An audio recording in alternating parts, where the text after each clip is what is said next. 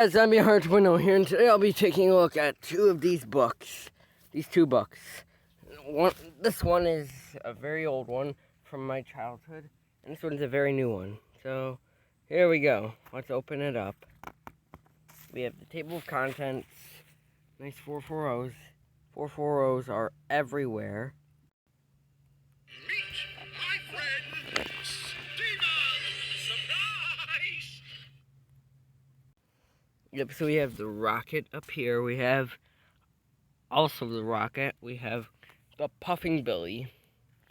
So basically this just explains the first steam locomotives, like in Britain, the first railroads were used to carry coal, and horses were used to pull open freight cars along. In 1804, Richard Trevithick built the first steam, yada yada yada. Then we have the nice old American 440, along with another 440, and hey look, it's another 440. And we have the oh yeah, this basically just talks about how railroads sell the American West. So we have Mallard, and of course we have Flying Scotsman. It talks about famous and fast steam locomotives. We have a Garrett of all engines. We have the Challenger 3985, and then we have the big boy. This basically just talks about big steam locomotives, like the Giants. This one has an ST70, and I checked this one. The Santa Fe engine just exists in real life, and it talks about like how diesels replaced steamies and yada yada. BNSF, EA, we have a Via Rail at 40 PH. I didn't even know Via Rail had at 40 PHs, but apparently they do. Which basically just talks about how trains are, they can go really far. We have the Eurotunnel. This basically just talks about how it goes under the English Channel. This is a Eurostar. This basically just talks about the Eurostar. We have a TGV, which basically all talks about TGVs. We have a Shinkansen. This basically just talks about Shinkansens, and man, that's a beautiful shot. There's a Class 43. That's a Virgin on it. We have the Interstate Express. This talks about mountain trains, railroads, and stuff. This talks about monorails. And yeah, this is a rotary snowplow. Beautiful. And that's the end of the book. Next we have World of Wow. Or if you flip it upside down, it's World of Mom. I didn't know that some trains run on water. Now, when I first got this book, I thought, oh yeah, I forgot.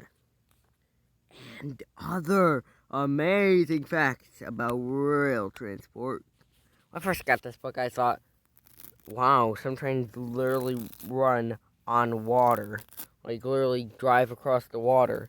And, like, that is cool. But then I realized it just talks about, like, steam engines and whatnot. So, yeah. I didn't know that. And some trains run on water. So, here's the table of contents. Introduction. Did you know that trains opened up the American West? This is for little kids. Don't forget to check the borders for extra amazing facts. Watch for this symbol, which means there's a fun project for you to try. True or false? Watch for this symbol and try and answer the question before reading the answer. I didn't know that. The first steam engines were slower than walking pace. Locomotion was the first successful steam freight train. Catch Me Who Can gave rides to fare-paying passengers. Can you find the running boy? I think I found the running boy. Yes, this also has like secrets that you can like find. There's the rocket, and true or false? Horses pulled the first railroad trains for passengers. I'm just gonna say true. Answer true. Nearly 200 years ago, passengers were pulled by yada yada. Next we have, I didn't know that steam trains run on water. Except I did know that. Train wheels today have a flange or lip to keep them on the rails. Rails come in many different widths and gauges. Like narrow gauge, major gauge, standard gauge, HO scale. But yeah, we have the Hiawatha.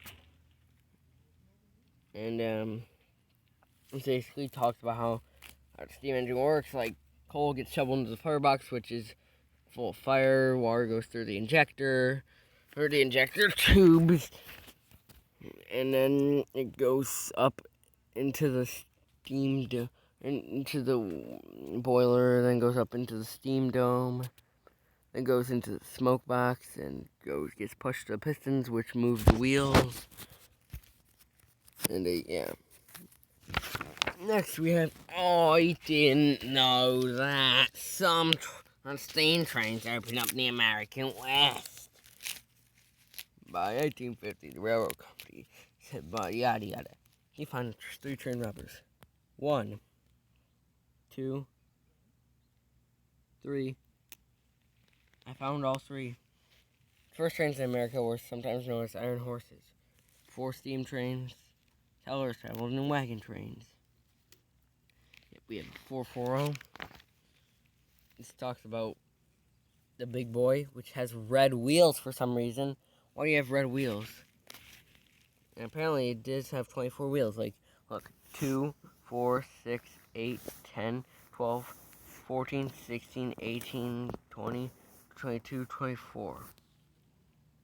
Or if you count the tender wheels, 26, 28, 30, 32, 34, 36, 38, 38 wheels.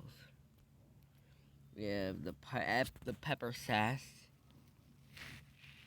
One of the longest trains ever pulled 500 cars of coal. That's a lot. Let's count how many are on this page. So 1, 2, 3, 4, 5, 6, 7, 8, 9, 10, 11, 12, 13, 15, 16, 17, 18, 19, 20, 21, 22, 23, 24, 23 and a half. And a long time ago I saw that there was like just a chunk missing of the tender. But then I realized it's just the steam. Is it, 130 feet. We have the wheel configs. And so like this is an 040, a 260, a 464, and a 282. We have the Monad again. The Flying Hamburger. It's the Flying Hamburger, and it's Hugo as well. But most importantly, the Flying Hamburger. And then an actual hamburger, which this guy is eating. Guys, this is something I thought was interesting. The Kitson Still of 1924 was diesel driven, but the heat from the diesel engine also heated water to produce steam for that extra push. So it's a steam diesel engine.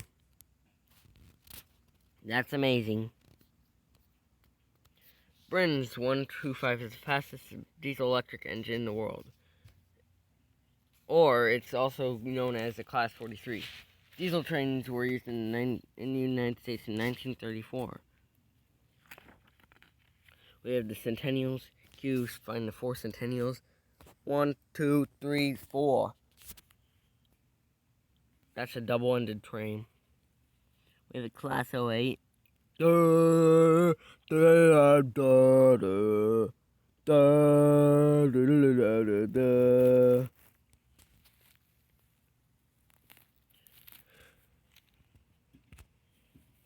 Yeah, 3 or 4 locomotives. Oh, yeah. When it was built in 1969, Centennial was the world's most powerful locomotive.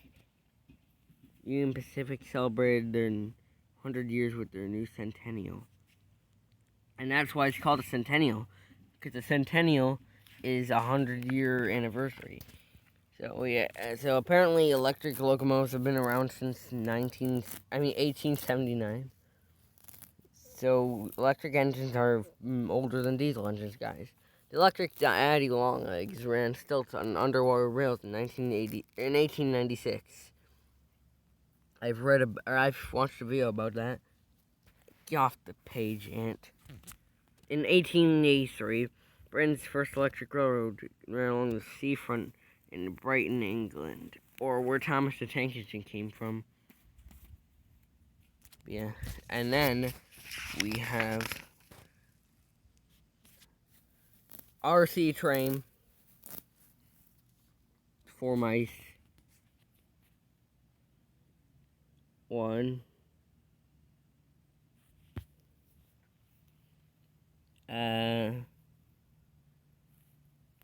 I give up.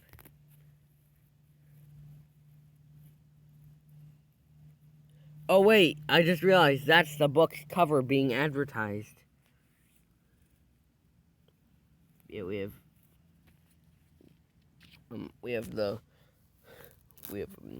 MTA train along an LIRR.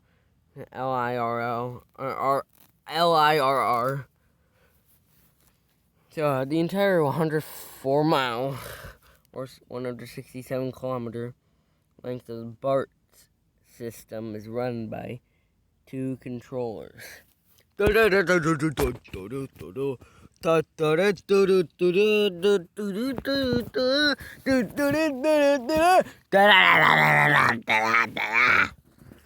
Anyway, and next we have a Eurostar. We have this. Some trains going around corners on the French TGV.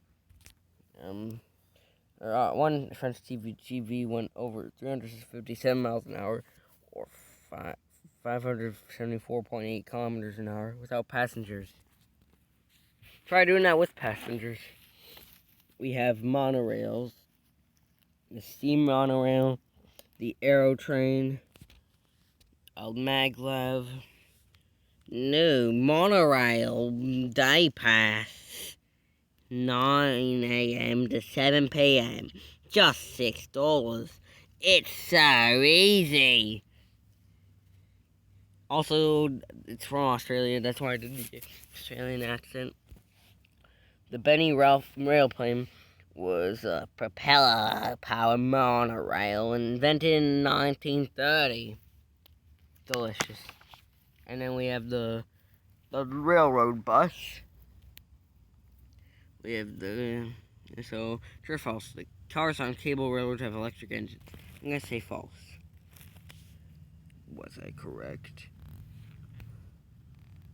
I was correct. So here we have 3 cars.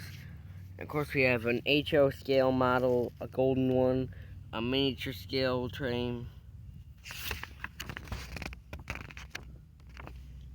and a roller coaster. Also, I forgot to read a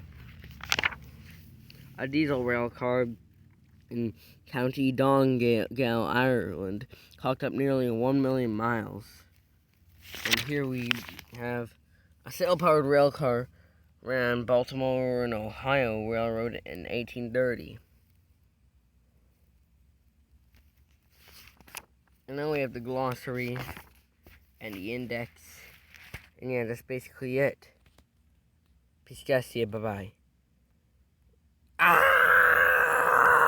World of Mom.